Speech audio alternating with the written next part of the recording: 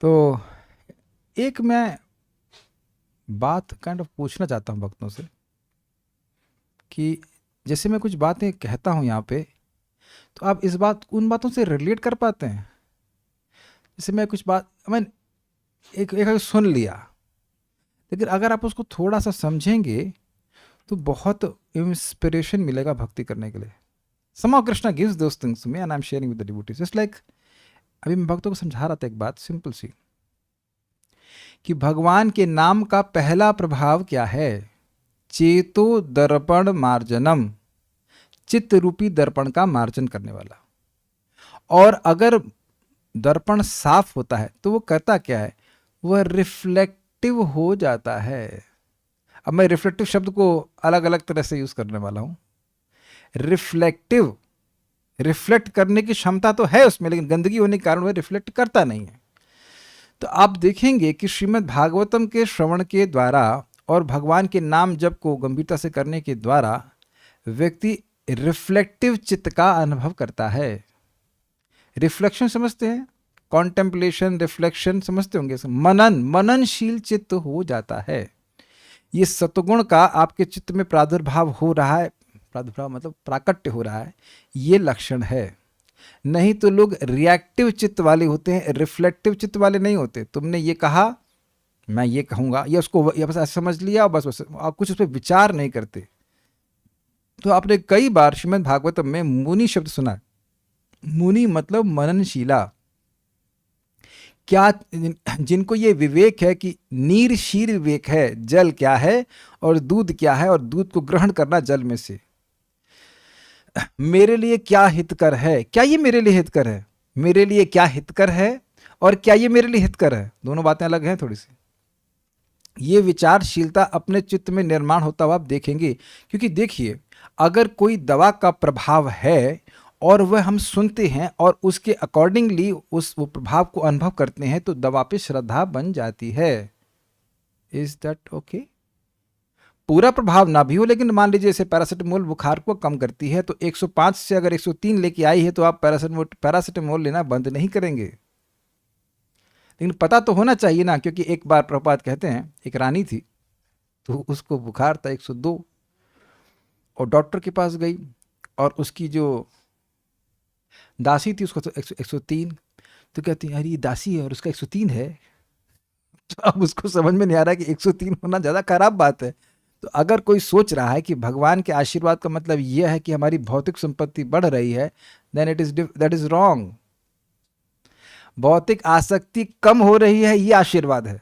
तो व्यक्ति को रिफ्लेक्टिव, जब चित्त उसका रिफ्लेक्टिव होगा, तो वह समझ पाएगा, अरे हाँ भाई हाँ, भगवान का नाम तो कार्य कर रहा है, भगवान का कथा काम कर रही है, हमारी आसक्तियाँ इस जगत से कम हो रही हैं.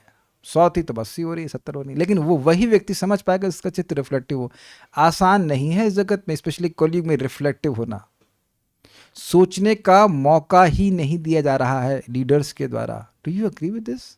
क्योंकि अगर सोचेगा तो उसको कंट्रोल करना बहुत मुश्किल हो जाएगा. हाँ, वो सवाल पूछेंगे, ऐसा क्यों करें, वैसा क्यों करें, ऐसा क्यों.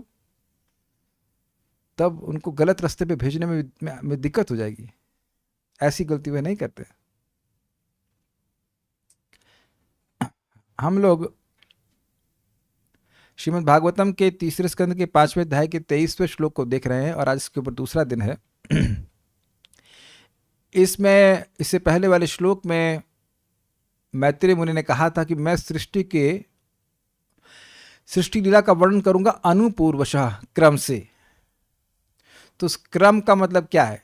किचन में सृष्टि के पहले क्या होता है? किचन में भोजन की पहले, सृष्टि के पहले क्या होता है? कुछ भी क्रिया नहीं होती है. समा तो होता ही है ऑब्वियसली, लेकिन कुछ भी क्रिया नहीं होती है. लेकिन क्या आप भी नहीं होते हैं?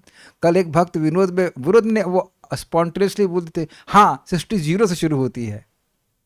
लेकिन प्रलय इज नॉट जीरो. सृष्टि से पहले प्रलय थी, तो आप उस दृष्टि से भले कह दो कि सृष्टि नहीं थी तो जीरो थी, लेकिन जीरो नहीं थी क्योंकि भगवान थे. और यही बात है बोल रहे, सृष्टि के पहले भी भगवान थे और वही भगवान इस जगत की सृष्टि करते हैं. ये बहुत इंपॉर्टेंट बात है. इसी पे सारा वेदांत सूत्र आधारित है कि इस जगत का स्रोत कौन है. ये आप शायद ऐसे इसको बहुत महत्वपूर्ण प्रश्न ना मानते हो, लेकिन ये बहुत महत्वपूर्ण प्रश्न है। हमारी आंखें हैं, हम में से किसी ने एक दूसरे की आंखें डिजाइन नहीं करी, अपनी भी नहीं, और प्रश्न करते ही नहीं कि who made it, made in India. आप लोगों की आंखें मेड इन इंडिया है, हमारी आंखें, please raise hand if your eyes are made in India.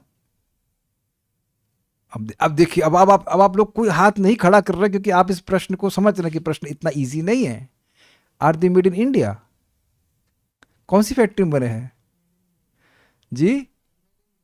Made by God, yes. हर एक की आंख बनी है भगवान के द्वारा, यानी हर एक की आंख का स्रोत भगवान है, लेकिन कोई प्रश्न नहीं कर रहा है, चाहे चाइना हो, चाहे अमेरिका हो, चाहे कुछ हो। और इसी कारण से यह भी प्रश्न नहीं कर रहे हैं कि आंख का उपयोग क्यों करना चाहिए, किस लिए दी है। Very deep questions. ये जगत किसने बनाया है? और इसी का उत्तर बार बार श्रीमद् भागवत में दिया जा रहा है कि भगवान ने बनाया है, और इसलिए, और कैसे बनाया है यह भी बताया जा रहा है। तो हम लोग अब इस पे बोलते हैं, भगवान एक आसेदम अग्र आत्मात्मनाम विभुः। भगवान एक आसेदम अग्र आत्मात्मनां विभुः। आत्मेच्छानुगता आत्मा नानामत्युपलक्षणः। आत्मेच्छानुगता वात्मा नानामत्युपलक्षणः। भगवान एक आसेदम अग्र आत्मात्मनाम विभुः। भगवान एक आसेदम अग्र आत्मात्मनां विभुः। आत्मेच्छानुगता आत्मा नानामत्युपलक्षणः। आत्मेच्छानुगतो आत्मा नानामत्युपलक्षणः। भगवान एक आसेदम अग्र आत्मात्मनाम विभुः। भगवान एक आसेदम अग्र आत्मनां विभुः। अग्र आत्मात्मनाम विभुः।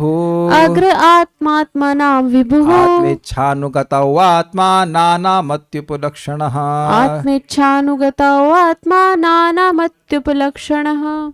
भगवान एक आसेदम अग्र आत्मात्मनां विभुः। भगवान एक आसेदम अग्र आत्मात्मनाम विभुः। आत्मेच्छानुगतो आत्मा नानामत्युपलक्षणः। आत्मेच्छानुगतो आत्मा नानामत्युपलक्षणः। मैं अब श्लोक को ही समझा रहा हूँ, पहले देखिए। भगवान एक आस, भगवान ही अकेले थे, उनके अलावा कोई नहीं था। क्लियर है? किसके पहले? तो कह रहे इदम, इदम मतलब इस जगत की, अग्रे यानी कि इस जगत की सृष्टि के पहले। क्लियर हो गया यहां तक? अब वो भगवान कैसे थे? तो कहते हैं आत्मनाम विभु आत्मा। अब मैं इसको ऐसे घुमा करके बोल रहा हूं, जानबूझ के एक विशेष प्रयोजन से लेकर के। देखिए, क्या आप सर्वात्मक समझते हैं? चलिए, सर्वात्मक नहीं समझ पाएंगे, ज्ञानात्मक समझते हैं।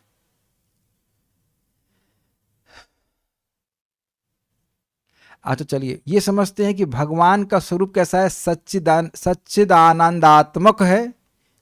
तो वहां आत्मा का अर्थ क्या लिया? जरा स्वरूप। भगवान का स्वरूप कैसा है? सच्चिदानंद स्वरूप है। तो यहां जो पहली आत्मा का अर्थ है वह है स्वरूप। स्वरूप भगवान का क्या है? आत्मनाम विभु। आत्मनाम मतलब सभी आत्माओं के वह विभु हैं, वह अंशी हैं, और बाकी सब उनके अंश हैं। जैसे सूर्य मंडल, सूर्य है और सूर्य की किरणें हैं, और ये शाश्वत सत्य है। इस बात को कल ठीक से समझ में नहीं आ रहा। आत्मा का सभी आत्माएं भगवान पर ही आश्रित हैं, वह उनके स्वामी हैं। इसको बड़ा रुचिकर है। कल रात्रि में भगवान प्रेरणा दिए, माधुर कदम ने क्यों नहीं पढ़ते हो आगे? हमने कहा अच्छा पढ़ लेते हैं। तो वहां स्पष्ट लिखा था, कल बात हो रही थी कि ईश्वर चैतन्य और ईश्वर चैतन्य और अनईश्वर चैतन्य। हम लोग, भगवान ईश्वर चैतन्य है, he is conscious and he is controller, और हम लोग अस्वतंत्र, स्वतंत्र चैतन्य और अस्वतंत्र चैतन्य। तो हम लोग, भगवान स्वतंत्र चैतन्य हैं और हम लोग अस्वतंत्र चैतन्य हैं। हमारी चेतना भगवान पर निर्भर करती है, और इसको आप बिल्कुल स्पष्ट समझिए। सोएंगे ना रात में, आज एक व्यक्ति बता दे कि सोते कैसे हो बेड पे। अच्छा, और खड़े खड़े नहीं सोते? कभी कभी कभी कभी बैठ के भी सो जाते है ना? गलत तो नहीं कह रहे भाई? जब में तो नींद आई जाती है, क्लास में तो आता ही है ना नींद। तो ये बैठने और लेटने की बात नहीं है। कभी विचार किया कि नींद आ कैसे जाती है? अच्छा, ये मालूम किया कि नींद आई कब एग्जैक्टली, कब आपको? हर दिन। अमेजिंग है, हम लोग हर दिन सो रहे हैं। Please please raise hand, raise नहीं, एक व्यक्ति टाइप कर दे कि एग्जैक्ट टाइम कब था जब आप सोए कल रात्रि में या दिन में, जब भी रेस्ट किया, कुछ भी रेस्ट किया। जिंदगी में कभी नहीं बता पाएंगे। आंख बंद कर रहे हैं, आंख बंद कर रहे हैं, आंख बंद कर रहे हैं, और इससे पहले समझ गए, टाइम देखते आप सो गए। हम गलत तो नहीं करें, एग्जैक्ट टाइम तो नहीं मालूम, यानी कि हुआ ना कुछ कि भगवान ने जो चित्तवृत्ति थी वो पूरी खींच ली। चित्तवृत्ति समझते हैं, आंखें बाहर कुछ देखना चाहती हैं, अभी कान को सुनना चाहते हैं। जब हम सो जाते हैं तो सारी चित्तवृत्ति जो बाहर भाग रही है, इंद्रिया खींच ली जाती है। दैट इज कॉल्ड सुषुप्ति। चेतना के लेवल है ना, भौतिक चेतना का एक लेवल है सुषुप्ति, जिसमें कि कोई सपना नहीं आता। फिर सपने कैसे शुरू होते हैं? सपने देखते हैं कि नहीं देखते हैं? देखते हैं भाई, हम तो दिन में भी सपना देखते हैं ना। कुछ लोग कहते हैं दिन में हमारा सपने सच होंगे। अच्छा ठीक है, सपने कैसे शुरू हो जाते हैं? अच्छा ये बताएंगे सपने कब शुरू होते हैं? रात्रि में। So can you see that someone is controlling? कितना अमेजिंग है ना। मैं खाली उसी बात को समझा रहा हूं कि कैसे हमारी चेतना के विभिन्न स्तर कैसे भगवान के द्वारा नियंत्रित हैं। कहेंगे नहीं तो गुणों के द्वारा नियंत्रित है, तो गुण किसके नियंत्रण में है? भगवान के नियंत्रण में है। और जग जाते हैं तो हमको लगता है अलार्म सुनाई पड़ा, ये हुआ वो हुआ, लेकिन एग्जैक्ट कितने बजे उठते हैं वो नहीं पता चलता, क्योंकि उठने के बाद आप टाइम देखते हो। Is that okay? उस थोड़ा विचार करेंगे तो समझ में आ जाएगा। अब इसके भी परे एक चेतना है, उसे कौन सी चेतना कहते हैं? तुरीयावस्था। तो वो तुरीयावस्था होती है गुणों के परे। ये जो तीन अवस्थाएं चेतना की, दैट मीन सुषुप्ति इज तमोगुण, प्योर अनअलॉयड तमोगुण कह लीजिए, घोर तमोगुण। सपना जो है वो रजगुण, और जागृत अवस्था के बीच में हम पूरी तरह कॉन्शियस होते हैं, उससे कहते हैं वो सतगुण की अवस्था है। सही बोला ना? और तुरीयावस्था इसके परे की अवस्था है, तो वह भी भगवान कंट्रोल करते हैं। आध्यात्मिक जगत में सारे जीव तुरीयावस्था में, ये सब नींद वींद के चक्कर में रहते ही नहीं है। और हम लोग तुरिया क्या होता है खाली सुन ले तो बहुत बड़ी बात है, अभी तुरिया का अनुभव तो होता नहीं है। तो क्या अब प्रमाणित हो गया कि हमारी चेतना भगवान की पूरे कंट्रोल में है? यदि चेतना केवल हमारी ही होती और भगवान पर निर्भर नहीं होती, तो फिर हम लोग माया में क्यों फंसते? और आप प्रैक्टिकल यहाँ पे देख लिए कि सुषुप्ति हो, चाहे जागृति हो, चाहे स्वप्नावस्था हो, वो हमारे कंट्रोल में नहीं है। कोई विरोध? आप विचार कीजिएगा। हम प्रतिपक्ष को भी स्वीकार करने के लिए तैयार हैं, लेकिन ये तीनों ही चेतनाओं में हमारा कंट्रोल है नहीं वस्तुतः। तो ये सब बातें मैंने क्यों बोली? भगवान विभु हैं, भगवान स्वामी हैं, भगवान नियामक हैं। विभु आत्मा है, उनका स्वरूप क्या है? विभु स्वरूप है। जैसे ऐसे समझिए, वो क्या कहते हैं जो गर्दन काटता से कहते हैं कसाई। तो कसाई पशुओं के लिए मृत्यु स्वरूप है। उसका स्वरूप क्या है? मृत्यु का स्वरूप है। अब समझ में आ रहा है? एक डॉक्टर एक पेशेंट के लिए कभी कभी कहते हैं भगवत स्वरूप है, भगवान का स्वरूप है, भगवान का ही रूप है कह देते हैं, या दया का स्वरूप है, या सहायता का स्वरूप है, आप ऐसे कह सकते हैं। तो उसका स्वरूप क्या है? भगवान का स्वरूप है अगर पूछा जाए तो क्या है? भगवान का स्वरूप है नित्य ही जीवों के स्वामी। यही बात बोल रहे हैं कि विभु आत्मनाम, अर्थात सभी आत्माओं का, सभी जीवों का विभु आत्मा, अर्थात वह विभु स्वरूप हैं। ये हम छोड़ेंगे नहीं। अभी मैं सोचे कि हम आगे बढ़ जाएंगे, नहीं छोड़ने वाले। सबको समझ में आया? कोई जाके बाहर पूछ ले प्रभु जी क्या बताई थी विभु आत्मा का अर्थ, तुरंत बोल रहे विभु आत्मा मतलब विभु स्वरूप, अर्थात स्वामी स्वरूप। हम लोग अणु आत्मा है, मतलब हम अणु स्वरूप है, और भगवान विभु स्वरूप है। समझ में आया सभी अणु स्वरूपों को? आर स्वरूप इज सर्वेंट, कृष्ण स्वरूप इज स्वामी मीन्स मास्टर। बताइए आत्मा का यहाँ पे क्या अर्थ है? क्या करें? आप ही पूछ सकते, माइक आपके पास, बोलिए। प्रभु जी भगवान का स्वरूप ही है कि वो सबके स्वामी है। हाँ, तो यहाँ पे आत्मा का अर्थ क्या है? जीव। देखिए दो शब्द हैं, आत्मा प्लस आत्मनाम। तो आत्मनाम का अर्थ क्या है? सभी आत्माओं के आत्माओं के, सही। और आत्मा का अर्थ क्या है? यहाँ दो शब्द दिख रहे हैं आपको अग्र के बाद में, आत्मा प्लस आत्मनाम। तो आत्मनाम का अर्थ क्या था? सभी जीवों के। हाँ, जीवों के। और आत्मा का मतलब, ऐसे समझिए, आत्मा को रखो एक जगह, फिर आत्मा को घुमाकर विभू के बाद लगा दीजिए, तो होगा आत्मनाम विभु आत्मा। भगवान सभी आत्माओं के विभु आत्मा हैं, सभी आत्माओं के विभु स्वरूप हैं, सभी आत्माओं के स्वामी स्वरूप हैं। अब समझ में आया? वो आत्मा अर्थात स्वरूप। स्वरूप, यस। जैसे मैंने बताया था ना, ज्ञानात्मक चक्षु, सच्चिदानंद आत्मा, वो स्वरूप के अर्थ में बताया जा रहा है कि उनका स्वरूप ही विभु है, अर्थात उनका स्वरूप ही स्वामी का है। ठीक है? वो बात भी ठीक ही है ना। भगवान आत्मा को कंट्रोल कर रहे हैं, कहने का अर्थ ये है। अच्छा, अब आत्मेच्छा अनुगतौ, आत्म इच्छा जो उनकी खुद की सृष्टि की इच्छा थी, उसके अनुगतौ पीछे पीछे चले जाके लय हो जाने के लिए, किस में लय हो गई? भगवान में ही लय हो गई। तो वह आत्मा, अब यहां आत्मा का अर्थ क्या है? परमात्मा, वही भगवान श्री कृष्ण। वह अकेले थे जब उनकी सृष्टि की इच्छा समाप्त हो गई। वह परमात्मा जो सभी जीवों के स्वामी स्वरूप हैं, उनकी जब सृष्टि की इच्छा समाप्त हो गई तो वह अकेले रह रहे थे। या ऐसा कह लीजिए, जब उनकी सृष्टि की इच्छा नहीं थी तब वो अकेले थे।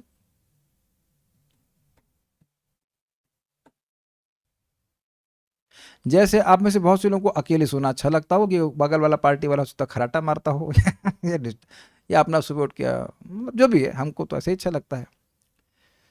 तो क्यों अच्छा लगता है? क्योंकि अच्छा लगता है, मेरी इच्छा है, नॉन हमको सोना है। कुणाल, आपको भी अच्छा लगता है ना? अच्छा लगता है, अच्छा है, अकेले रहिए। गुड। तो आत्मा आत्मेच्छानुगत हो आत्मा। समझ रहे ना बात? ये काफी इंटरेस्टिंग है। अगर मेरी इच्छा हो अकेले सोने की तो मैं अकेले ही सोऊंगा, है ना? कौन विरोध करेगा? अरे आप लोग मेरे प्रश्नों को, मैं जानता हूं प्रश्न थोड़ा घुमा कर बोलता हूं ताकि कोई सोए नहीं, लेकिन कुणाल प्रभु आप तो अकेले सोते हैं ना? शादी तो हुई नहीं, आप अकेले सोते हैं ना? हाँ, कितना गलत बोल रहे हैं, मच्छर नहीं रहते रूम में। समझ में आ गया?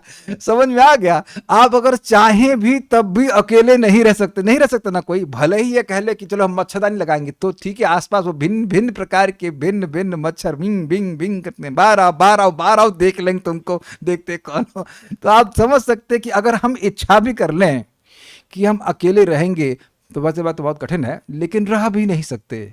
हम लोग अकेले रहने के लिए भी स्वतंत्र नहीं है। मक्खी मच्छर क्या क्या आते रहते हैं। अग्रीड? ये दिखा रहे हैं कि भगवान की कितनी स्वतंत्रता है। और तो और देवता भी हैं, सब देख रहे हैं, ऐसा सो रहा है, सुन तो इसको, अब ये जग गया। देवता भी देख रहे हैं और मच्छर भी देख रहे हैं और वायु चंद्र सब तो देख रहे हैं। अकेले कहाँ हो बेटा? कर्मणा देव नेत्र, कर्म है तो देव का नेत्र सब जगह। लेकिन जब भगवान ने इच्छा कर ली कि वो अकेले सोएंगे, वे अकेले रहेंगे, तो अब सब शांत हो गए। कोई मच्छर भगवान के आसपास भिनभिनाता नहीं है। समझ गए ना? मच्छर से मतलब सारे जीव सब सुप्त हो गए उनकी। तो this shows is absolute potency, absolute nature, स्वराट। यस, इसीलिए कहा विभु। वो विभु हैं, वो स्वामी है, अर्थात विभु स्वरूप है, मतलब उनका स्वरूप ही स्वामी का है। वो सेवक है ही नहीं, वह किसी के अंतर्गत नहीं है, सर्वतंत्र स्वतंत्र है। ये सब विभु का अर्थ है। ये बार बार सुनना होगा, क्योंकि हम लोग जानते हैं ना बीमारी का नाम। बीमारी तो याद होगी अपनी, स्वैर आचरण, स्वतंत्र होने का प्रयास। तुम और मैं, आप और मैं कभी स्वतंत्र हो ही नहीं सकते। हमारा स्वरूप ही स्वतंत्रता का है ही नहीं, और भगवान स्वरूपतः स्वतंत्र हैं, हमेशा स्वतंत्र रहेंगे। एक इसको उस उदाहरण से आप समझ लीजिए कि सूर्य की रोशनियां चाहे किरणें चाहे कितना ही चमक लें, लेकिन वह सूर्य के साथ ही रहेंगी, साथ ही आती हैं और साथ ही जाती हैं। तो इस जगत की जब सृष्टि होती है तो भगवान जीवों को भर देते हैं इस जगत में, सृष्टि में, जो लोग मतलब they want those are interested those are interested in this material world. और जब उनकी इच्छा मतलब अब और नई सृष्टि और नहीं चाहिए सृष्टि, दुकान इज क्लोज्ड, ये क्लोज करना है तो अब वो क्लोज हो गया, अब कोई बोलने वाला भी नहीं रहेगा कि दुकान खोलो। तो सृष्टि भी अपनी इच्छा से करते हैं और प्रलय भी अपनी इच्छा से करते हैं। इसलिए कुछ लोग सोच रहे हैं कि भाई 2012 में विनाश होने वाला है। इंटरेस्टिंग है कि क्लास 2024 में हो रही है, नहीं हुआ विनाश और ऐसे आगे भी नहीं होने वाला है। परेशानी हो जाएंगी लेकिन विनाश नहीं होगा। अभी बहुत ब्रह्मा जी का दिन बहुत बाकी है। और दूसरा क्या भगवान का विशेषण बता रहे हैं, नाना मति उपलक्षण। तब देखिए ये बात भी थोड़ा समझ में नहीं आएगी इसमें आ कहां से आया। अनानामति उपलक्षण और नानामति उपलक्षण, दो प्रकार से इसका मतलब तोड़ा गया था। देखिए आत्मा के बाद वो बड़ा आ है उसको तोड़ सकते हैं, तो आत्मा नानामति उपलक्षण, ठीक है। तो किसी तो उसमें इस प्रकार से हुआ कि अ लगा भी सकते हैं और हटा भी सकते हैं, दोनों प्रकार से संधि विच्छेद कर सकते हैं। तो अ लगा देंगे तो अ नानामति उपलक्षण, वह भगवान विभिन्न प्रकार की मतियों के द्वारा उपलक्षित नहीं होते अर्थात चिन्हित नहीं होते। वो कौन सी मतियां हैं, दृष्टा और दृश्य की। इस जगत में हम लोग सब कुछ ना कुछ देख ही रहे होते हैं, हम लोग दृष्टा हैं और सामने कोई दृश्य है। तो ऐसे देखते देखते भगवान कभी नहीं दिखेंगे। क्या प्रमाण है, हम स्वयं प्रमाण है, मैं भी हूं, मैं इस मामले में प्रमाण हूं और आप लोग भी प्रमाण है। अनादिकाल से हम लोग देख रहे हैं, भटक रहे हैं, स्वर्ग जा रहे हैं, यहाँ जा रहे हैं, ब्रह्मलोक यहाँ अगर गए हों तो इधर उधर कहाँ कहाँ घूम रहे हैं, लेकिन भगवान कहीं नहीं दिखे। और क्या प्रमाण है शास्त्र से, हिरण्याक्ष भगवान विष्णु को ढूंढते ढूंढते सब जगह घूम लिया, नहीं मिले कहीं भगवान। Got it. जो व्यक्ति अपने देह और गेह की ओर ही देख रहा है उससे भगवान नहीं दिखाई पड़ेंगे। मैं मान रहा मैं देह हूं, मैं दृष्टा हूं, मैं एंजॉयर हूं और बस दुनिया को देख रहा, तो बने रहो एंजॉयर तुम्हें, लेकिन असली एंजॉयर नहीं दिखेंगे। तो एक हो गया अर्थ अ अगर लगा दें, अनानामति उपलक्षण। और दूसरा क्या है अर्थ, ये तो भौतिक, यानी कि भगवान भौतिक दृष्टि से कभी चिन्हित नहीं होते, कभी नहीं व्यक्ति समझ पाएगा यहां भगवान है जबकि हर जगह भगवान है। एक दूसरा है नानामति उपलक्षण, अगर आ नहीं लेते हैं तो उसका अर्थ क्या हुआ, नाना प्रकार की दैवी मति, ये दिव्य मतियां हैं, वो 3 प्रकार की होती हैं। एक ज्ञान मार्ग और अष्टांग योग का मार्ग और भक्ति का मार्ग। तो ज्ञान मार्गी भगवान को ब्रह्म के रूप में अनुभव करते हैं, निर्विशेष ब्रह्म ज्योति के रूप में चिन्हित करते हैं, अच्छा यह ब्रह्म ज्योति है, ठीक। उसके बाद परमात्मावादी, अच्छा परमात्मा है, हाँ हमारे हृदय में परमात्मा है, ये वो मेरे हैं ये नहीं बोलते, वो परमात्मा है, मैं उनका सेवक हूं, वो मेरे स्वामी है, ये नहीं रियलाइज करते, लेकिन परमात्मा के रूप में देखते हैं। हाँ, उपदृष्टा और अनुमंता के रूप में वह अनुभव करते हैं। लेकिन ध्यान दीजिएगा, ममता नहीं होती भगवान से, इसलिए वह सुख भी नहीं मिलता जो भक्तों को मिलता है। लेकिन जब भगवान की अनुभूति भक्तों को होती है तो वह भगवान से ममता करते हैं। क्या इन सब कुछ भी ममता नहीं है, विश्वास है ना कि भगवान आपके स्वामी हैं, हम उनके सेवक हैं, हमें सेवा करनी चाहिए। ये भावना बाकी लोगों में गोल रहती, परमात्मावादियों में और ब्रह्मवादियों में ये नहीं आती। तो भगवान के रूप में कौन सी मति उपलक्षित करती है, जो भक्ति योग से परिपूर्ण होती है। तो इस प्रकार से आपने इस श्लोक का कुछ कुछ अर्थ समझा। नानामति उपलक्षण ये भी भगवान का विशेषण है, आत्मा यानी परमात्मा को इंगित कर रहे हैं, और विभु आत्मा भगवान का ही विशेषण है, ठीक है। अब इतना मैंने रिवाइज करा दिया, मेरे ख्याल से समझ में आ गया होगी। अब हम लोग आगे जा करके पढ़ते हैं, एक बार इसके अनुवाद को पढ़ते हैं। समस्त जीवों के स्वामी भगवान सृष्टि के पूर्व अद्वय रूप में विद्यमान थे, अर्थात कोई और नहीं था, वो अकेले ही थे। केवल उनकी इच्छा से ही यह सृष्टि संभव होती है और सारी वस्तुएं पुनः उनमें लीन हो जाती हैं। इस परम पुरुष को विभिन्न नामों से उपलक्षित किया जाता है। अच्छा, एक और इंटरेस्टिंग पॉइंट, भगवान मानने वालों में भी विभिन्न प्रकार की मतियां हैं। मेरे तो गिरधर गोपाल, वेरी गुड। तो दूसरो ना कोई, तो कोई व्यक्ति भगवान को गिरधर गोपाल के रूप में पूज रहा है, कोई उनको स्वामी के रूप में पूज रहा है, कोई अपने दोस्त के रूप में पूज रहा है। पूज रहा मतलब विभिन्न रसों में, कोई बेटे के रूप में, कोई प्रियतम के रूप में। और एक यूट्यूब में भक्त कोई प्रवचन सुन रहे तो कहते हैं हाँ आप सही कह रहे हैं, हमारा मन तो नारायण रूप में ही आकर्षित होता है। बहुत अच्छी बात है, कहा हम 10 साल से इस्कॉन के भक्तों को जान रहे हैं, वो भक्त बोल रहे थे और कह रहे हमें तो नारायण स्वरूप ही अच्छे लगते हैं। हमने कहा बहुत अच्छी बात है। तो आप देख रहे हैं कि हर व्यक्ति का, हर जीवात्मा का जो भगवान की भक्ति भी कर रहा है, उसमें भी अगर आप देखें तो नानामति उपलक्षण। भगवान कौन है? नारायण। भगवान कौन है? वासुदेव। भगवान कौन है? संकर्षण। भगवान कौन है? कृष्ण। भगवान कौन है? बलराम। आप मेरी बात समझ रहे हैं? विष्णु तत्वों में भी भेद नहीं है, लेकिन लोगों की अलग अलग रस की दृष्टि की वजह से वह अलग अलग भगवान के विष्णु स्वरूपों के प्रति आकर्षित होते हैं। Is that sinking? ठीक है।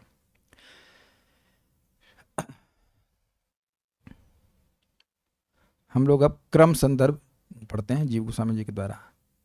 विदुर द्वारा प्रार्थित लीला कथा विषयक कथा करते हुए मैत्रेय भगवान द्वारा सिखाए गए चतुश्लोकी के ज्ञान का वर्णन भगवान एक इत्यादि द्वारा करते हैं। ये निम्नलिखित कथन सहित समाप्त होने वाले विषय बोलते हैं। एक मिनट रुकिए, यहाँ समझिए इस बात को।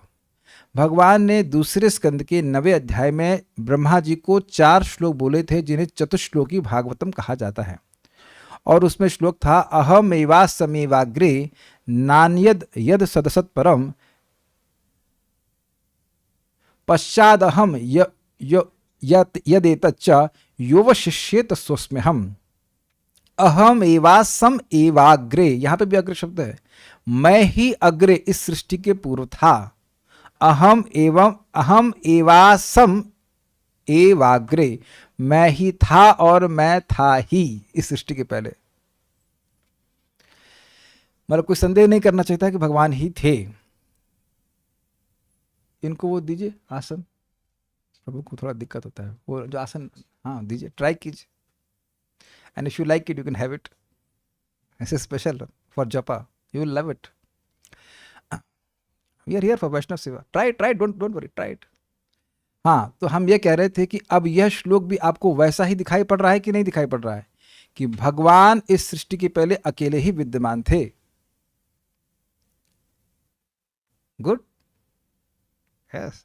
तो भगवान इस सृष्टि के पहले विद्यमान थे, तो ब्रह्मा जी को जो बात, क्या नाम था, ब्रह्मा जी ने जो बात, क्षमा, हाँ, ब्रह्मा जी को जो बात भगवान ने कही थी उसी बात को यहां पे बता रहे थे। अब क्यों बता रहे थे? तो सृष्टि कैसे हुई उससे पहले ही जानना पड़ेगा सृष्टिकर्ता कौन था। जैसे देखिए, साइंटिस्ट भी बोलते हैं कि इस जगत की सृष्टि सिंगुलैरिटी से हुई है। सिंगुलैरिटी का मतलब होता है एक पॉइंट जिसका मास है इनफाइनाइट लेकिन वॉल्यूम है 0। समझा गया ना आप लोगों? जैसे हम आप समझा रहे हैं, तरबूज बड़ा है तो उसमें अंदर ज्यादा माल होगा और छोटा है तो छोटा कम माल होगा, है ना। अब मैं कहूँ जितना छोटा तरबूज उसमें इतना अधिक माल। आप ऐसे तरबूज खरीदेंगे? मान लीजिए मैं तरबूज बेचने वाला था, तो आप ऐसे तरबूज बेचने वाली बात स्वीकार करेंगे? यार छोटा सा तरबूज है तुम्हारा, उसमें कहोगे ज्यादा माल है। हाँ हाँ सरकार, बहुत ज्यादा माल है। ऐसा कैसे हो सकता है? लेकिन एक प्रश्न होगा कि वह भी कहां से आया। अगर ये गलत बात है, लेकिन मान भी ले जाए कि वो फटा और सब सृष्टि हो गई, तो वह भी प्रश्न होगा कि वह फोड़ा कौन, वो एक्सप्लोजन कौन किया, और वह वहां पे रखा कौन उसको फटने के लिए। यहाँ बच्चे भी तो बम रखते हुए फट जाता है, तो वो रखा कौन? मानते कि नहीं मानते? आप देखिए दिवाली में कहीं जा रहे हो, फट से बम फट जाता है, तो आप ये नहीं कह सकते कि बाई चांस फटा। कोई जरूर बड़े शरारती लड़के हैं यहाँ के। तो वो कौन शरारती लड़का था जिसने इस बम को फोड़ा, सृष्टि बम को? तो आप समझ सकते हैं कि उनके पास कोई एक्सप्लेनेशन नहीं है। तो इसलिए भगवान के लिए आवश्यक है इस बात को समझाना कि सृष्टि के पहले वह थे। Is it okay? तो उसी बात को यह समझा रहे हैं वे निम्न। हम एक और बात इस पे जोड़ दे रहे हैं कि यदि आपको ये कभी कठिन लगे तो एक बुक सर्च कर लेना, स्ट्रक्चर ऑफ द यूनिवर्स। उन्हें बहुत पहले पढ़ी थी, उसमें बहुत पहले, मतलब अराउंड मे बी 99 की बात होगी। कुछ नहीं समझ में आता, खाली इसमें अल्फा डेल्टा एंगल तो कुछ इधर से उधर से मैथ्स लगाते रहते, पता नहीं क्या, और भी सब झूठ। तो ये तो बहुत आसान है। क्या यह समझने में कठिनाई है कि सृष्टि के पहले भगवान थे? कोई भी समझ लेगा, किसकी कोई भी डिग्री हो, इतनी बात समझ में आता है कि भगवान सृष्टि के पहले थे। क्यों? भगवान बोल रहे हैं, ठीक है। अब कह रहे हैं कि ये जो बातें यहां से शुरू हो रही हैं, इसका अंत कहां होगा? इस श्लोक में 3.7.14। तो 5, में शुरू हो रहा है और छठे में भी चलेगा और सातवें तक ये सब बातें चलेंगी। नहीं, सब चलेगा, सृष्टि तत्व वहां तक चलेगा। कह रहे वे निम्नलिखित कथन सहित समाप्त होने वाले विषय बोलते हैं। ये जो श्लोक अभी आप बोलो, ये पढ़ोगे, ये 3.7.14, तो वहां तक ऐसा समझ में आ रहा है कि वहां तक मैत्रेय मुनि इस सृष्टि के उपक्रम को बोलेंगे। इस श्लोक को मेरे पीछे बोले। ये अब एक हमको भक्त बोले अभी कि प्रभु जी please empower me to chant intensely. अच्छी बात थी, मैं इस पर रिफ्लेक्ट कर रहा था। हमें शक्ति, हमारे में शक्ति संचार करें कि हम बड़े अच्छे से जप कर सकें। तो फिर मैं सोच रहा था कि मुझे कैसे, जो भी हम कर पा रहे हैं जब, वो कैसे शक्ति प्राप्त होती है, कौन सी शक्ति चाहिए इंटेंसली जप करने के लिए।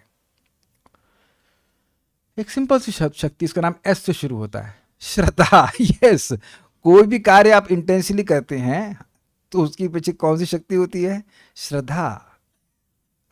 Is it sinking? स्वीकार्य है? ये मेरे लिए बहुत इंपॉर्टेंट है। तो जब इंपॉर्टेंट मानते हैं तो उसको करते हैं। जैसे कुछ लोगों की एक साधना होती है कि पत्थर लेके सर पे ऐसे मारते, सही में कुंफू सीखते हैं वो लोग, ऐसे सर पे मारते रहते हैं और सर को हार्ड करते हैं। उनका सर तो पहले ही हार्ड है तुम्हारा, क्योंकि सर पे पत्थर फोड़ रहे हो। तो उनकी श्रद्धा है कि इससे कुछ जीवन में सफलता मिल जाएगी। लिटरली, एक्चुअली वो ऐसे सर जो है पेड़ों पे मारते हैं। This is amazing, this is amazing, this is amazing foolishness, this is amazing. बताइए, अब ये बेवकूफ़ी है कि नहीं? लेकिन कितना इंटेंस प्रैक्टिस चाहिए होगी उसके लिए, है ना? श्रद्धा ही ना। तो आप सोच रहे होंगे मैं सब क्यों बोल रहा हूं। ये श्लोक आपको बहुत श्रद्धा देगा भगवान के गुणों को बोलने के बारे में। हमको बहुत अच्छा लग रहा है। It's like now practically every day I am remembering this श्लोक, every time I chant I remember this श्लोक। अब देख रहे होंगे कल से तो मैं कई बार श्लोक को बोल चुका हूं, तो उसको जरा बोलते हैं। बहुत अच्छा श्लोक है, मेरे पीछे बोलिए। अशेष संक्लेश शमं विधत्ते गुणानुवादा श्रवणं मुरारेः। अशेष संक्लेश शमं विधत्ते गुणानुवाद श्रवणं मुरारेः। किं वा पुनस्तच्चरणारविन्द पराग सेवारतिरात्मलब्धा। किं वा पुनस्तच्चरणारविन्द पराग सेवारतिरात्मलब्धा। अशेष संक्लेश शमं विधत्ते गुणानुवादा श्रवणं मुरारेः। अशेष संक्लेश शमं विधत्ते गुणानुवाद श्रवणं मुरारेः। किं वा पुनस्तच्चरणारविन्द पराग सेवारतिरात्मलब्धा। किं वा पुनस्तच्चरणारविन्द पराग सेवारतिरात्मलब्धा। अशेष संक्लेश शमं विधत्ते गुणानुवाद श्रवणं मुरारेः। अशेष संक्लेश शमं विधत्ते गुणानुवाद श्रवणं मुरारेः। किं वा पुनस्तच्चरणारविन्द पराग सेवारतिरात्मलब्धा। किं वा पुनस्तच्चरणारविन्द पराग सेवारतिरात्मलब्धा। इस पे तो ये तो सही में संडे फीस्ट का श्लोक है, बहुत सुंदर। लेकिन पहले हम इसका अनुवाद पढ़ते हैं, फिर श्लोक को समझाऊंगा, प्रयास करेंगे। भगवान श्री कृष्ण के दिव्य नाम, रूप इत्यादि के कीर्तन तथा श्रवण मात्र से समझने की तो बात छोड़ दीजिए कि नाम का मतलब क्या है। केवल श्रवण मात्र से, ओनली बाय हियरिंग, मनुष्य की असीम कष्टप्रद अवस्थाएं शमित हो सकती हैं। बस हो सकती है क्यों बोल रहे हैं? क्योंकि अब नाम अपराध करेंगे तो नहीं होता है, लेकिन अगर प्रॉपरली नाम जप किया जाएगा तो उसको अनुभव होगा। क्योंकि कुछ लोग ऐसा कहते हैं हम तो इतने से जप कर रहे हैं, हमारा नहीं हो रहा है। तो थोड़ा विचार कीजिएगा कि उसमें कुछ मिस्टेक ना कर रहे हो। अतएव उनके विषय में क्या कहा जाए जिन्होंने भगवान के चरण कमलों की धूल की सुगंध की सेवा करने के लिए आकर्षण प्राप्त कर लिया। ये क्या शब्द है, धूल की सुगंध की सेवा? धूल की सुगंध की सेवा, ये लाइन समझ में आ रही कितना? धूल की सेवा, धूल की सुगंध की सेवा। तो हम समझाते हैं आपको। यह है श्रीमद् भागवत 3.7.14। ये बात कोई अलग अलग वस्तु की बात नहीं की जा रही है, वो एक ही वस्तु है। बताता हूं, पहले श्लोक समझिए। अशेष मतलब असीमित, कुछ बचा नहीं रहे, एवरीथिंग। संक्लेश, क्लेश मतलब दुख, और संक्लेश मतलब बढ़िया से दुख, अच्छे से जो दुख मिल रहे हैं। अशेष संक्लेश शमम, कोई भी बढ़िया से बढ़िया क्लेश हो वह भी बचा नहीं रहेगा। अशेष कोई बचा नहीं रहे, उन सब का शमम, मतलब शम का मतलब होता है शांत कर देना, नष्ट कर देना, उन शमित कर देना। शमित समझते, ठंडा कर देना। ऐसे एसिडिटी होती तो कुछ खा लेते तो शमित हो जाती, खा लेने से मतलब है वो जो एंटासिड खा लेते। ऐसी वो जो क्लेश है वो सारे जिससे हृदय जल रहा है जीव का, उन सब का शमन विदत्ति, विदत्ति मतलब विधान हो जाता है, वह उसका इट बिकम्स एकम्प्लिश्ड। ये लाइन पहले समझ में आ रही है? अशेष संक्लेश शमम विदत्ति, तो अब इससे नीड क्रिएट हो रही है। किससे? ये पहले लाइन जो है वो नीड क्रिएट करने के लिए। क्यों? क्योंकि हम लोग क्लेश ही भोग रहे हैं, क्लेश के अलावा कुछ भोग ही नहीं रहे। आदि भौतिक, आदि दैविक, आध्यात्मिक कष्ट, और उसके बाद उसकी न्यूज आने वाला है, एक तूफान आने वाला है, ये आने वाला है, वो आना, अरे जब आएगा तब भी भोगेंगे, है कि नहीं? जो भी है, ये सारे कष्ट निरंतर जीवात्मा को भोगने ही पड़ रहे हैं। ठीक, उनका शम विधान हो जाता है। कैसे हो जाता है? जिन क्लेशों का सामूहिक और व्यक्तिगत रूप से प्रयास करने से भी नाश नहीं होता, ये दिख रहा है सबको, अकेले और व्यक्तिगत रूप से मिलकर भी नाश नहीं होता, उसका नाश हो जाता है। कैसे? गुणानुवाद श्रवणम मुरारे, भगवान मुरारी के मुर दैत्य था, उस मुर को मारने वाले, मतलब उसके शत्रु, भगवान ने मुरारी नाम के दैत्य को, सॉरी मुरारी नहीं, मुर नाम के दैत्य को मारा था। वो था ना वो 5 सिर वाला, अरे वो उसका असिस्टेंट नरकासुर का, भूल गए सब। 5 मुख लेके आया था वो मुर नाम का दैत्य, तो भगवान उसको चक्र से काट दिए थे। तो वो उसको, उसके शत्रु या उसको मारने वाले मुरारी, उनके गुणानुवाद को, तो गुण अनुवाद का क्या अर्थ है? गुण, हम अभी गुण वर्णन करेंगे। एक व्यक्ति है वो बहुत महान है, वो जगत की सृष्टि करने वाले हैं, तो ये सब ठीक है, इन कौन? इसीलिए प्रभुपाद ने कहा नाम, भगवान का नाम में भगवान के गुण हैं। कृष्ण शब्द का क्या अर्थ है? सर्व आकर्षक। हरि शब्द का क्या अर्थ है? सर्व मंगल हरे, प्रेम दिया हरे मन। राम शब्द का क्या अर्थ है? जो राधा रानी को भी रमाते हैं, या आत्मरामों को भी रमाते हैं। तो भगवान के नाम में उनके रूप, उनके गुण सब छुपे हुए हैं। इसलिए गुणानुवाद का केवल अर्थ भगवान के गुणों को बोलना नहीं है, अपितु भगवान के नाम को बोलना भी है। और वो कैसा होना चाहिए? अनुवाद होना चाहिए। अनुवाद मतलब जैसे पहले आचार्यों ने बोला है वैसा होना चाहिए। ये नहीं कि कृष्ण तो मनुष्य हैं, अरे तुम गुण बोल रहे हो। नाम कहाँ है? मुझे दिख नहीं रहा। अच्छा, तुंग विद्या माता जी, अब समझ में आया आपको? जैसे ही मैं बोलूं कि तुंग विद्या माता जी, तो यहाँ लोग समझ जाएंगे, अच्छा अच्छा वही जो परेशान करती है। नहीं नहीं नहीं नहीं नहीं, नहीं। वही जो स्लाइड दिखाती हैं। अच्छा, एक नाम बोल देने से वो बात समझ में आती ना कि भाई वो स्लाइड दिखाती हैं, ये करती है, सेवा करती है कि नहीं? इस जगत में ऐसा होता है कि नहीं होता? अच्छा चलिए ऐसा मत सोचिए, हम कई बार समझा चुके हैं। कभी किसी से झगड़ा हुआ या आप लोग सब आत्मरामश्च मुनि हो गए हैं? झगड़ा हुआ तो जिससे झगड़ा हो जाता है, अगर कोई उसको बोलकर नाम बोल दे तो आप क्या बोलते हैं? भैया उसका नाम भी मत लो, यानी कि नाम बोलने मात्र से उसकी लीला याद आ जाएगी आपको कि उसने आपके संग क्या क्या कहा था। Is that okay? तो भगवान के नाम में भगवान के सारे गुण हैं। और आगे बड़ा विरोध की बात है, गजेंद्र मोक्ष में गजेंद्र भगवान का नाम नहीं ले रहे हैं, भगवान के गुणों को बता रहे हैं। तो कुछ लोग कंफ्यूज हो गए कि ये हमको बुला रहे हैं, ब्रह्मा जी बोले हमको बुला रहे हैं, शिव जी हमको बुला रहे हैं, कोई देवता बोले हमको बुला रहे हैं। तो फिर विचार किए तो कहते हैं हमको नहीं, भगवान को बुला रहे हैं। भगवान आ गए। लेकिन एक है इंटरेस्टिंग बात, आप लोग देखिएगा, गजेंद्र मोक्ष में भगवान का नाम नहीं है, भगवान के गुणों का ही वर्णन है। आप तो पढ़ते होंगे, कहीं नाम आया विष्णु कृष्ण मुकुंद हरि, ऐसे नहीं आया ना? आप पढ़ के देखना।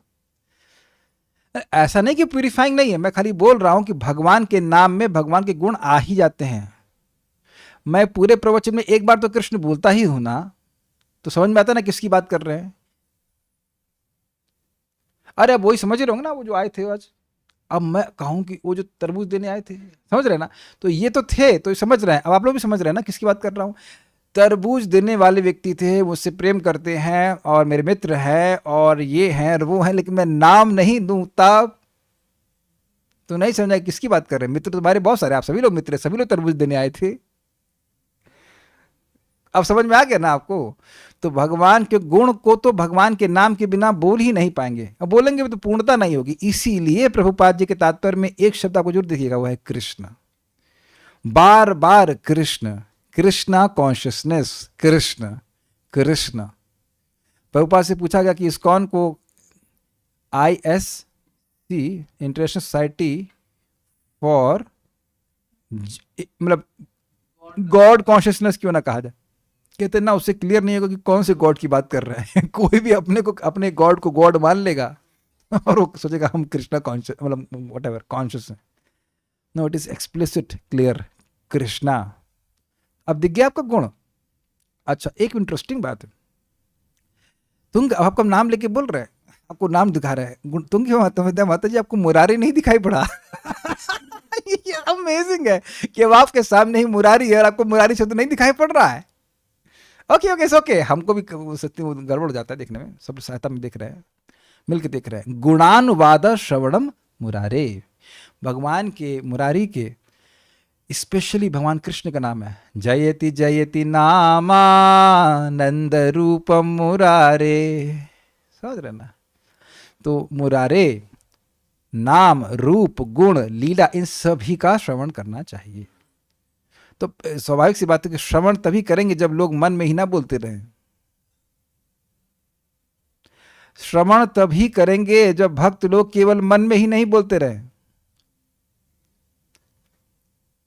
समझ में आया? जब वाणी से कुछ बोलेंगे तब ना सुनेंगे, तो कहे कि हाँ ठीक है सुनेंगे, तो सुनेंगे तो कोई बोलेगा भी ना। और जब सुन लिया तो उसको बोलना भी होता है।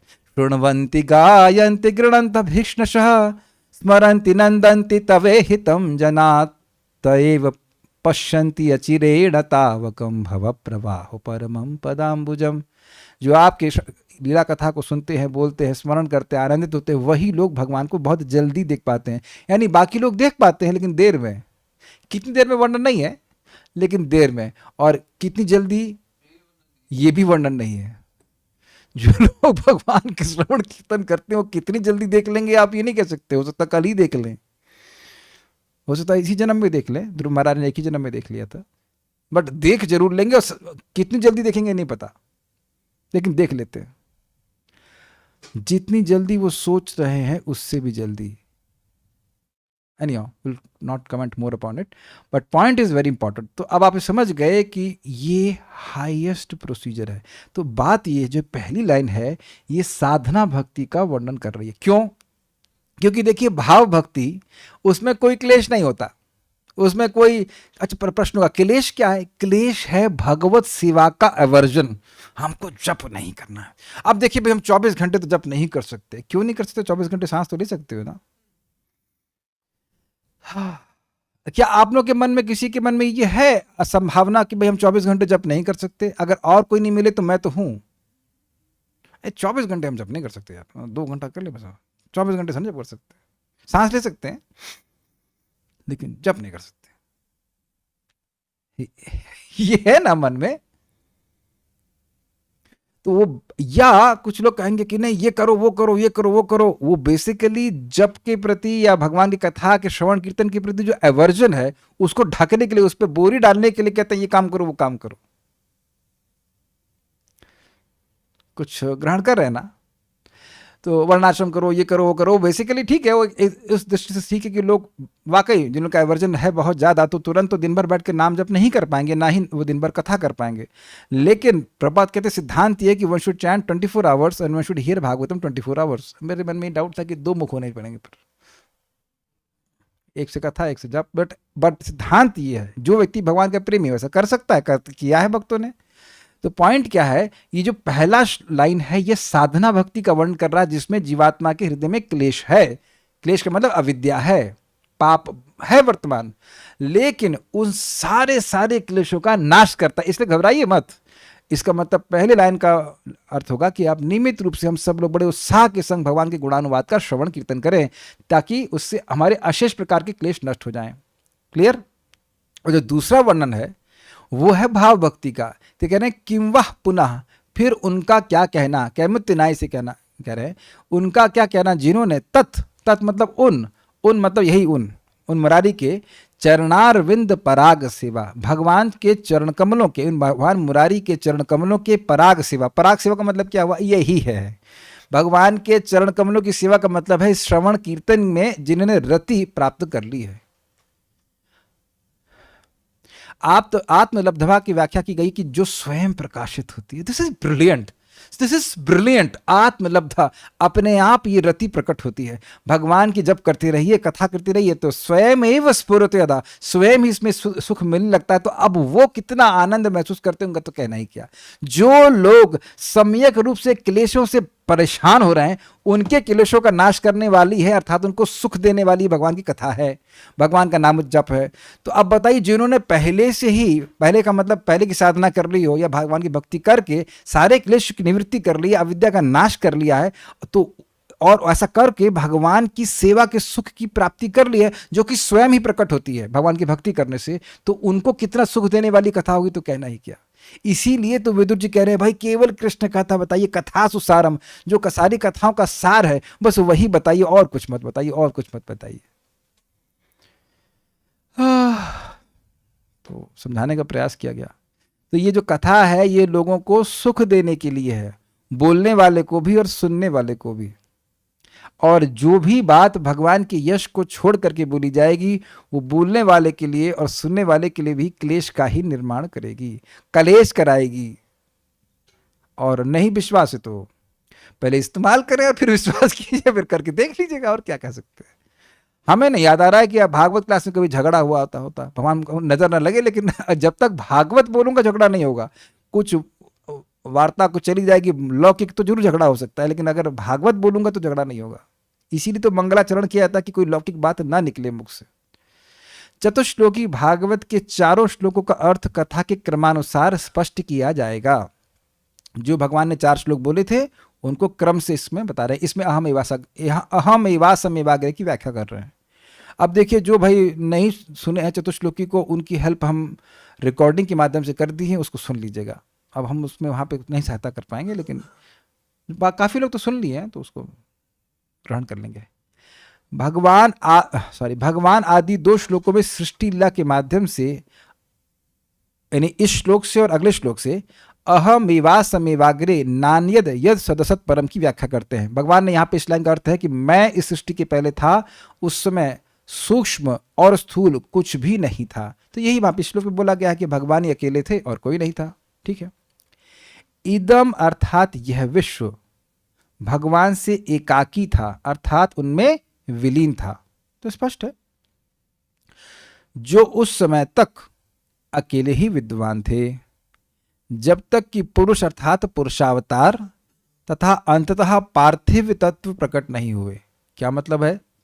भगवान महाविष्णु से गर्भोदकशा विष्णु से क्षीरोदकशा विष्णु होते हैं, और महाविष्णु प्रधान पे दृष्टिपात करते हैं, फिर वहां से महतत्व से विभिन्न प्रकार के तत्व सृष्टि होती है। तो जब तक पुरुषावतार नहीं हुए तब तक भगवान अकेले थे, ये बात है। वे आत्मनाम अर्थात जीवों के संबंध में किरणों के प्रति सूर्य की ही भांति आत्मा अर्थात परम स्वरूप थे। आत्मनाम विभु, जैसे सूर्य सभी किरणों का परम स्वरूप है, स्वामी स्वरूप है, ऐसे ही भगवान सभी जीवों के परम स्वरूप है, स्वामी स्वरूप है। इसी तो परमात्मा कहा जाता है, परम स्वरूप। ठीक है। भगवान के अतिरिक्त अन्य कुछ विद्यमान नहीं था, क्योंकि आत्मा के रूप में वे स्वयं सिद्ध हैं, यह अर्थ है। इसका क्या मतलब है? देखिए, मैं अगर इस देह की बात करें, ये देह है तो इसके एक पिता भी होंगे। ठीक है।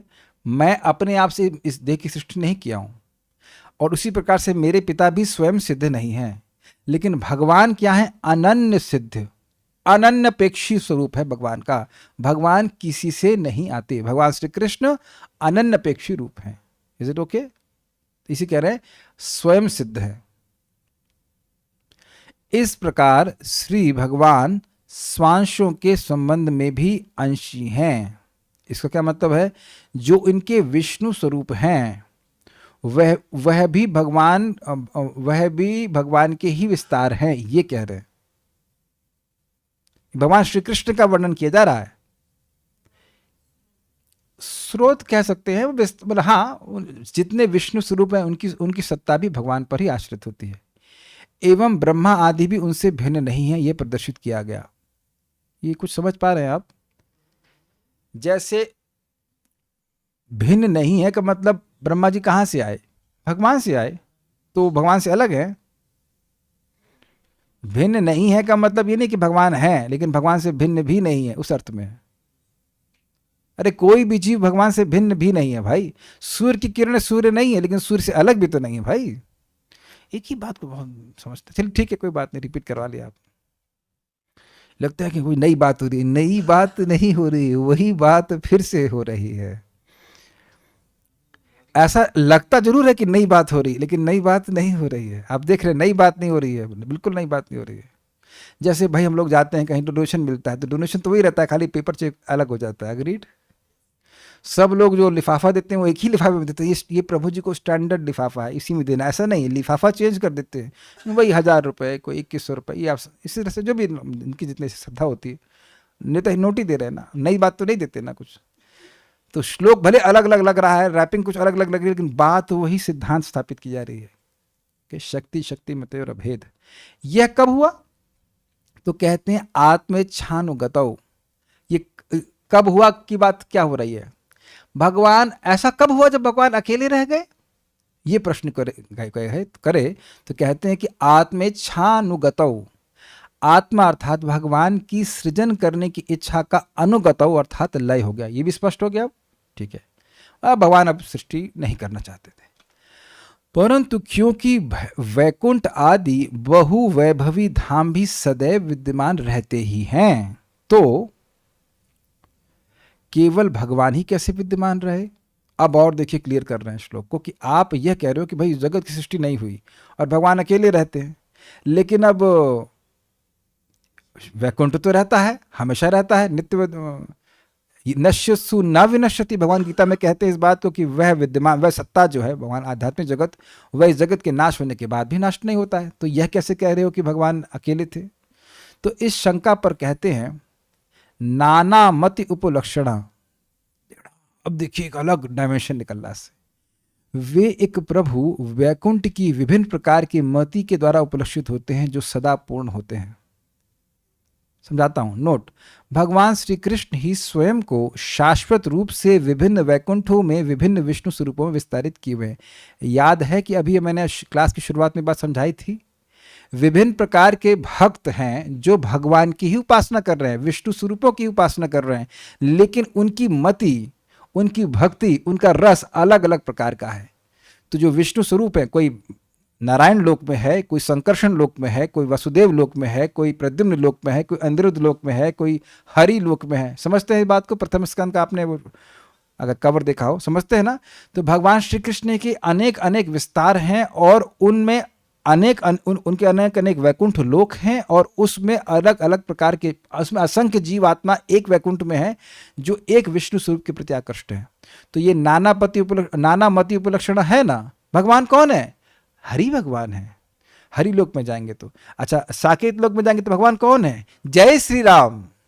Got it? और द्वारका में जाएंगे तो कृष्ण भगवान है, वसुदेव कृष्ण। गोलोक में तो कृष्ण है ही। इस प्रकार से अलग अलग मति वाले वैकुंठ के निवासियों के द्वारा उपलक्षित होते हैं। तो नाना मति उपलक्षणा अगर वैकुंठ वासियों के ऊपर घटित किया जाए तो क्या भगवान अकेले हैं?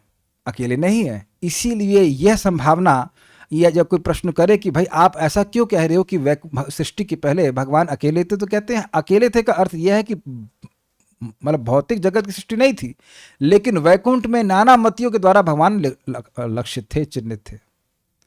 Is it not amazing? ये लाइन समझ में आई आपको? बहुत अच्छा लगा, हमको बहुत अच्छा लगा था। देखिए ये जो आपको अच्छा लगना है ना, ये भक्ति है। श्रीमद् भागवतम अर्थ आस्वादन, तो उसके शब्द हैं, उसके अर्थों को आस्वादन करना।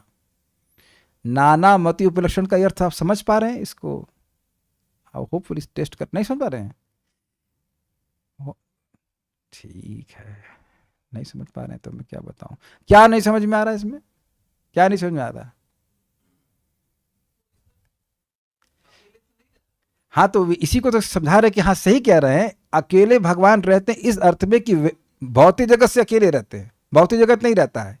लेकिन जब भौतिक जगत नहीं रहता तब भी भगवान विभिन्न वैकुंठों में नाना मतियों के द्वारा उपलक्षित होते हैं। हरि लोक में मति क्या है? हरि में मति। और वासुदेव लोक में क्या है? वासुदेव में मति। और गोलोक में कृष्णमति। अलग एंगल, यही तो समझा रहा हूं।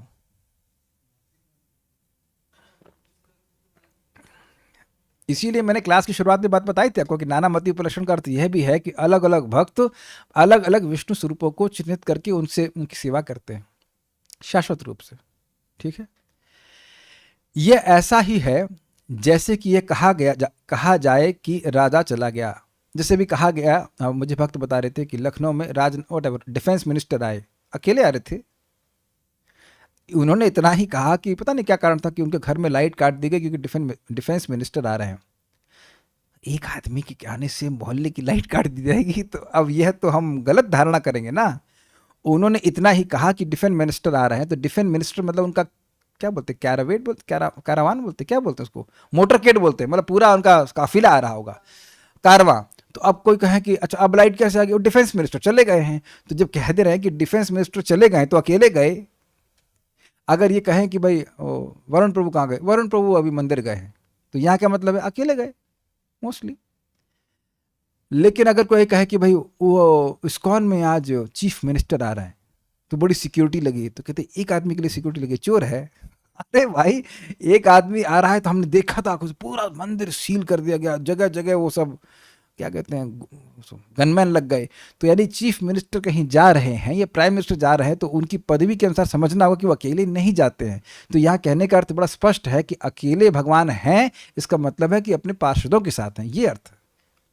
ठीक है, अतः उसकी सेना का उल्लेख किए बिना भी समझा जाता है कि वह अपनी सेना के साथ चला गया। इसलिए कहना कि भगवान अकेले थे अर्थात भगवान अपने पार्षदों के साथ वैकुंठ में नित्य विहार करते हैं, यह अर्थ। और वो उनकी विभिन्न प्रकार के जो पार्षद हैं वे नाना मति के द्वारा उनको उपलक्षण वाला उनको चिन्हित करते हैं। हमारे भगवान ये है। मुझे याद आ रहा है कि गोप कुमार जब वैकुंठ पहुंचते हैं तो भगवान उनका स्वागत करते हैं, तो उनका भाव जो है वो साख्य भाव है। तो भगवान की तरफ दौड़ते आलिंगन करने के लिए, तो वैकुंठ के पार्षद पकड़ते, ऐसा नहीं करते हैं आप, ऐसा नहीं करते, ऐसा नहीं करते हैं। तो उनकी मति क्या है, भगवान उपास्य हैं, हमें सेवक हैं। लेकिन इनकी मति क्या है, भगवान के मित्र हैं, उनको आलिंगन करना चाहते हैं, तो वो आलिंगन उनको गोलोक में मिलता है।